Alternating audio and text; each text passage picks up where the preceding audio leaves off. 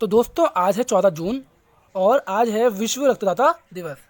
यह दिन वर्ष 2004 से प्रत्येक वर्ष मनाया जा रहा है वर्ल्ड हेल्थ ऑर्गेनाइजेशन के कहने पर। इस दिन को सेलिब्रेट करने का एक मेन रीज़न ये भी है कि हम लोगों को जागरूक कर सके कि ब्लड डोनेशन कितना ज़रूरी है।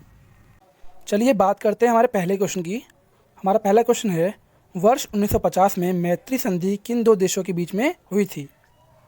Option A Bharat Pakistan, option B Bharat Bhutan, option C Bharat Bangladesh या डी भारत नेपाल। तो इसका सही आंसर है डी, भारत और नेपाल के बीच में 1950 में मैत्री संधि हुई थी। यह एक सहायक संधि थी। यह संधि नेपाल के प्रधानमंत्री जंग बहादुर और भारत के नेपाल में जो राजदूत थे चंदेश्वर, इन दोनों के बीच में 31 जुलाई 1950 को हुई थी। इस संधि से भारत और नेपाल के बीच के जो रिश्ते थे वो काफ़ी अच्छे हो गए थे। अगर वर्तमान में भारत और नेपाल के बीच संबंधों की बात की जाए तो दोनों के बीच सीमा विवाद चल रहा है। यह सीमा विवाद इसलिए है क्योंकि भारत के अंतर्गत आने वाले जो क्षेत्र हैं जैसे कि लिम्पिया, कालापानी और लिपू लेक पर नेपाल अपने होने का दावा कर रहा है। और हाल ही में नेपाल ने अपने निचले सदन में एक बिल भी पास किया है जिसमें उसने एक नया नक्शा जारी किया है, जिसमें उसने इन क्षेत्रों को अपना दिखाया है। लेकिन यह क्षेत्र 1816 में हुई संधि, सुगौली की संधि के तहत भारत के ही अंतर्गत आते हैं। अगर इन क्षेत्रों पे भारत की ओर से देखा जाए तो ये बहुत ही महत्वपूर्ण है, क्योंकि जो काला पानी क्षेत्र है इससे जब भी चीन से कोई विवाद चलता है भारत का तो ये भारतीय सेना को काफ़ी बड़ा दिलाता है। इस पूरे भारत और नेपाल विवाद से ये स्पष्ट होता है कि कहीं ना कहीं नेपाल को भड़काने में चीन का ही बहुत बड़ा हाथ है। चलिए बात करते हैं दूसरे क्वेश्चन की। हाल ही में कौन विश्व की ऐसी पहली महिला बन गई हैं जिन्होंने अंतरिक्ष में सैर करने के 36 साल बाद समुद्र का सबसे गहरा तल भी छू लिया है? तो आपके ऑप्शंस हैं, A Christina Koch, B Jessica Meir, C Kathy Sullivan, D Sally Ride. तो इसका सही आंसर है कैथी सुलिवन, सी।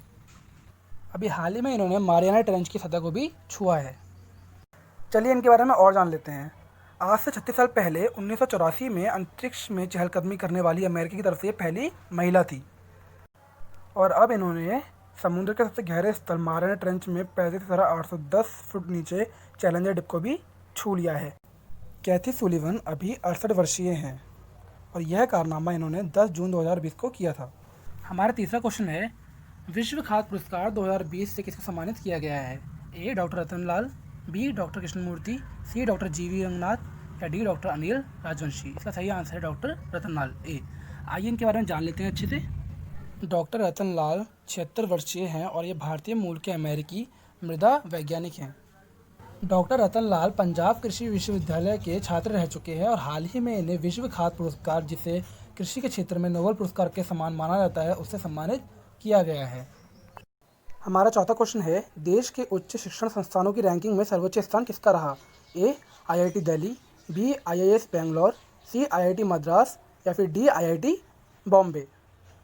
इसका सही आंसर है सी IIT मद्रास।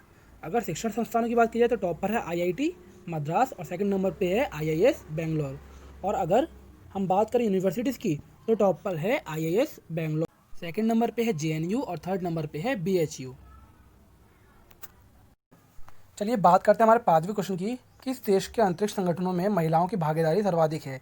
ए France, B Canada, C America या फिर डी दक्षिण अफ्रीका। तो दोस्तों बताइए इसका सही आंसर क्या होगा? तो इसका सही आंसर है डी दक्षिण अफ्रीका। दक्षिण अफ्रीका में महिलाओं की भागीदारी अंतरिक्ष संगठनों में सबसे ज़्यादा है। चलिए इसके बारे में थोड़ा और अच्छे से जान लेते हैं। इस श्रृंखला में पहले नंबर पर है दक्षिण अफ्रीका, दूसरे पे है फ्रांस, तीसरे पे है कनाडा और चौथे पे है अमेरिका। भारत इस श्रृंखला में छठे स्थान पर है क्योंकि महिलाओं की भागीदारी भारत में 12.3% है।